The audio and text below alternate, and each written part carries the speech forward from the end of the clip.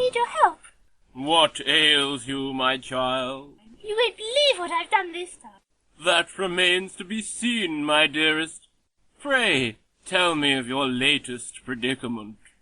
Well, I was trying to cast a spell on my jewellery box to keep anyone from stealing anything from it, and now it won't open. An admirable achievement on your part, Sidriss. Perhaps there is hope for you yet. Yes, but I can't get it open myself. What's the good of protecting my most personal valuables from thieves if I can't get at them? Oh dear, I can be such a silly sometimes. Yes, my dear. But we all make mistakes, don't we? I made one once. You did? When? Roughly 9 months prior to your birth. I don't understand, Daddy. No, you wouldn't. I suppose it's long past time we had that conversation about where babies come from. But not right now. Fear not. I shall flex my proverbial muscles once more to extricate you from the viscous quagmire of unintended error. In other words, you'll help me, right? Yes. I shall open your jewellery box for you. Oh, thank you, Daddy. I shall take it forthwith to my private chambers, where I shall use my awesome powers of magic to force the casket to allow us access to its innermost recesses. And then are you going to open my jewellery box? Yes, Sidriss. That's wonderful, Daddy, but, well, do you mind if I ask you a question? Please feel free to do so, fruit of my overactive loins. It's just that, what I want to know is, well, I suppose what I'm trying to say... Come on, girl, spit it out. Why do you always go into your private chambers before you cast a spell? Whenever I come to you to ask for help, you always take the thing I've messed up off to your room, and then come back a few minutes later with everything sorted out. I do indeed. Is this not always your wish, my dear?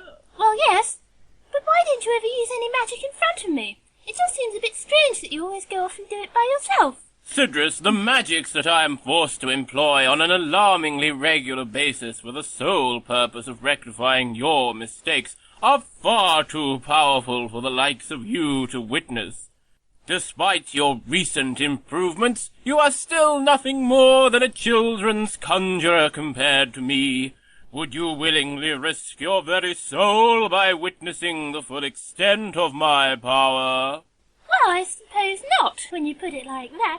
But it's just that I thought you might have some sort of secret. The secrets of my powers are not for you to worry about, my daughter. They are mine to know, and mine alone. Now, you wait here for me like a good girl, and I'll be back in a few minutes with your open jewellery box in hand. Very well, Father.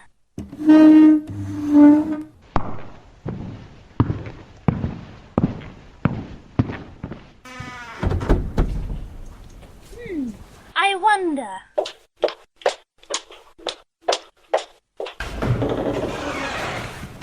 Hello, Laura! Daddy!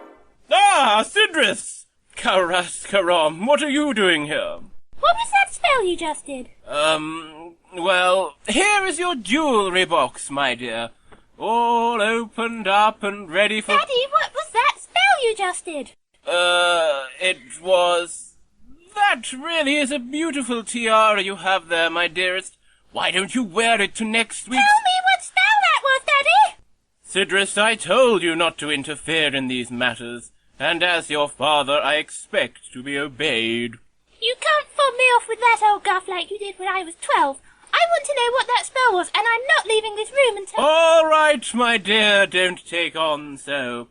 It was just a simple unlocking spell. Yes, I know it was. I've read about it. Well, Sidriss, your recent diligence and devotion to your studies is something you should be very... But it's not a real spell. I've read about it in Harry Potter. Yes, well, don't let on, my dear, but it is a real spell, actually. A lot of the spells in Harry Potter are real. Almost all of them, in fact. Really?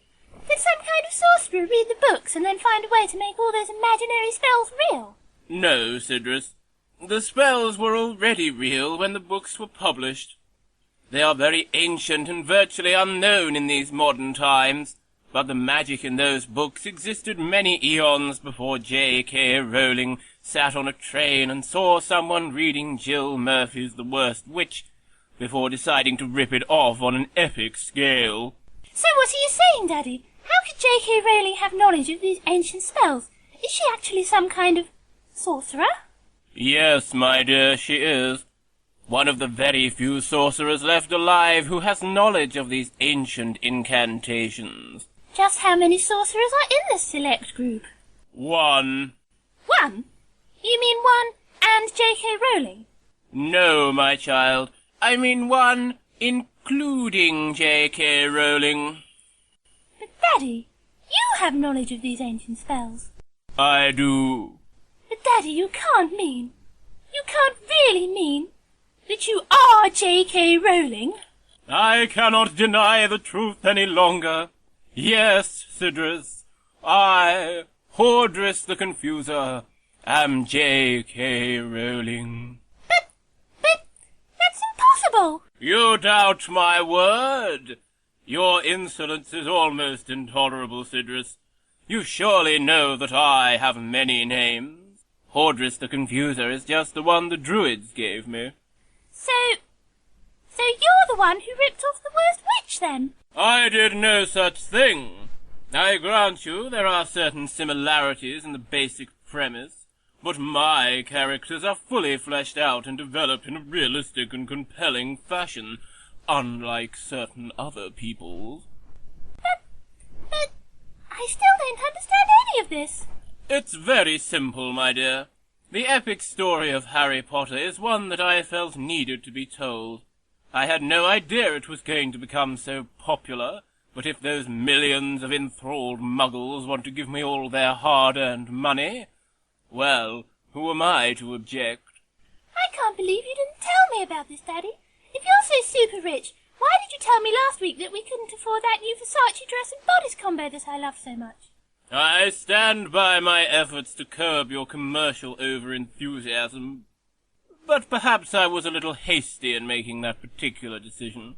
Does that mean we can go shopping again at the weekend, then? Well, I don't know about that, Sidriss.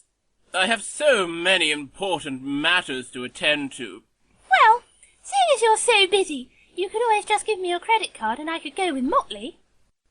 As it happens, I believe I may have a window in my schedule this Saturday. Oh, jolly good. I still can't believe this, though. Where did you get all your ideas for the stories? Many of them come from personal experience. Oh, is Voldemort based on Mogdred or something? Oh, no, I just made him up. But I and my chums often used to play Quidditch as youngsters. I can still remember zooming through the air with that golden snitch in my sights, feeling that incomparable rush of adrenaline. You played Seeker then, did you? Naturally. I did so enjoy being the one with the power to win or lose the game in my hands. Yes, that doesn't altogether surprise me. So Harry Potter is actually you, is he? In many ways, yes, he is. I'm sorry, Daddy, but I just can't see it.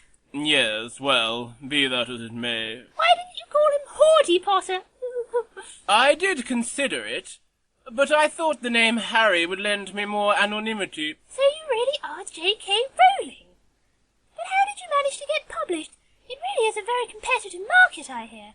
Well, I did have a certain amount of experience in the writing business. I expect you know Rent-A-Ghost, don't you? Vaguely. I was one of the chief writers for that show. I based one of the characters on Tregard's old jester, Folly. The two were virtually indistinguishable, actually. In that case, I'm surprised CBBC didn't object when CITV appeared to have stolen one of their characters a few years later. My dear girl, why on earth would they do that? What TV channel in its right mind would want to publicly claim responsibility for such an annoying character? Such an act would hardly lend them weight in the credibility stakes, would it? I suppose not. Did you ever write anything else for TV, then? I did a bit of work for CITV in the 90s. Do you remember Terror Towers? Oh, yes, I like that show. Were you the one who came up with the idea to have the host dress up as his dead relatives to introduce the games? That was funny. No, that wasn't my idea. But I did come up with the bit about the losing team having to remain guests at Terror Towers forever. Oh, great. A lot of people really enjoyed that line, you know. Yes, I'm sure they did. I did a bit of Fun House, too. That part where the twins go, "We got 1, 2, 3, 4, yeah!" Well, that was one of mine. Daddy, I don't think you can really claim responsibility for a line that consists entirely of someone counting out loud. That doesn't really fall under the category of scripted lines. It falls more under the category of counting out loud, I'd have thought. Would you indeed? Perhaps you are not so well versed in TV know-how as you appear to imagine, my hypocritical offspring. 6 weeks it took me to come up with that line, and even then I was asked to do 4 rewrites. Okay, Daddy, I believe you. Please calm down. Remember your blood pressure. And you know that cockcrow they used for the power prize sound? I did that! 7 hours I sat in front of that microphone until I managed to come out with something they were happy with. All right, Daddy, that's really all I need to know. But you haven't heard the best bit yet. Even now, the BBC is on the verge of offering me my own show. It's going to be an early evening chat and human interest sort of setup.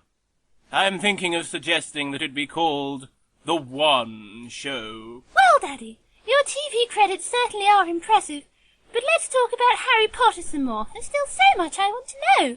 Ah, yes, Harry Potter. My crowning glory, my magnum opus. All my other work pales into insignificance in comparison.